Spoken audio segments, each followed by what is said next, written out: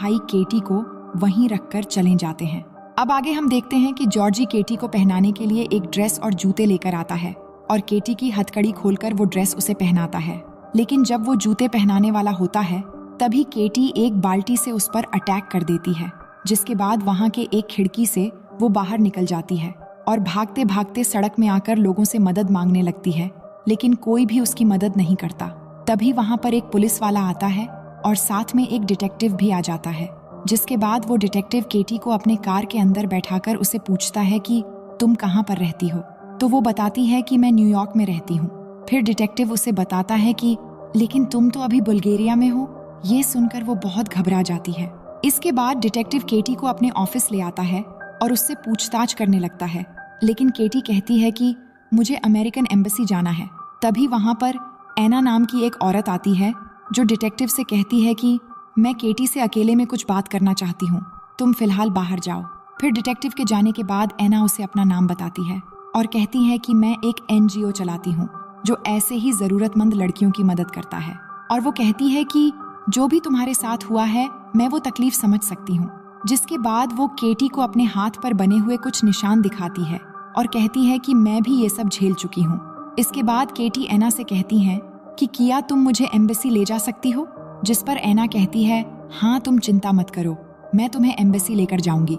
फिर रास्ते में एना केटी से कहती है कि एम्बेसी जाने के बाद वो लोग तुम्हें तुरंत नहीं भेजेंगे, पहले पूछताछ करेंगे, रिपोर्ट लिखेंगे और इसमें बहुत समय लग सकता है, इसीलिए पहले तुम मेरे घर चलो और एम्बेसी मेरे घर के पास में ही है, वहां मैं तुम्हें कुछ अच्छे कपड़े दूंगी और तुम नहा भी लेना।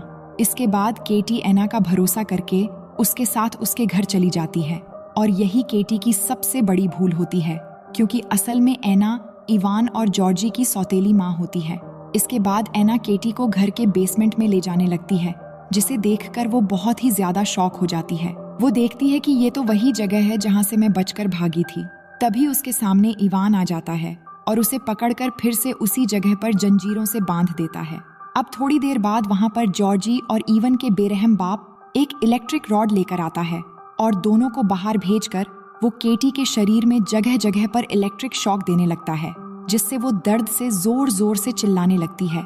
लेकिन वो बेरहम तब तक शॉक देता रहता है जब तक केटी अधमरी ना हो जाए, और जब इससे भी उसका जी नहीं भरता तो वो भी उसके साथ बुरा काम करने लग जाता है। वहीं पास के ही एक रूम में हम एना को देखते हैं जो केटी के चिल्लाने की आवाज सुनकर रो रही होती है। अब ये मगरमच्छ के आंसू क्यों बहा रही है ये हम आगे जानेंगे।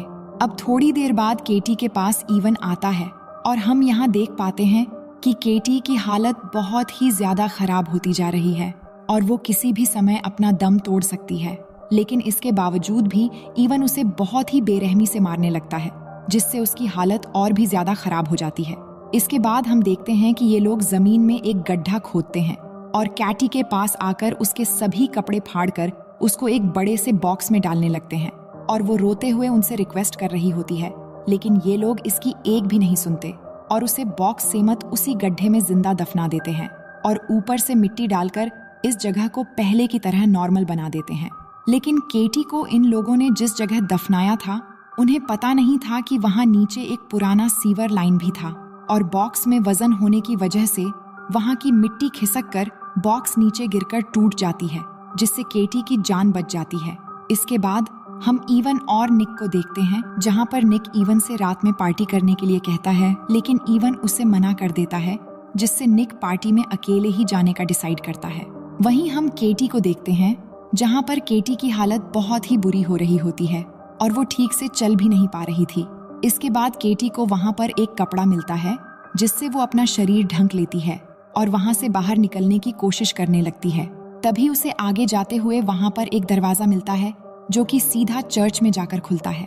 तभी हम चर्च के फादर को देखते हैं, जिन्हें अचानक से कुछ आवाज आती है और जब वो जाकर वहां देखते हैं तो केटी खाने पीने का सामान चुरा रही होती है, जिसके बाद फादर उसे चोरी करने के लिए मना करते हैं और उसे खाने पीने के कुछ सामान और कपड़ों के साथ साथ एक बाइबल भी देते हैं। इसके बाद केटी वहां से सामान लेकर चली जाती है और फादर समझ जाते हैं कि इस लड़की के साथ जरूर कुछ बुरा हुआ है।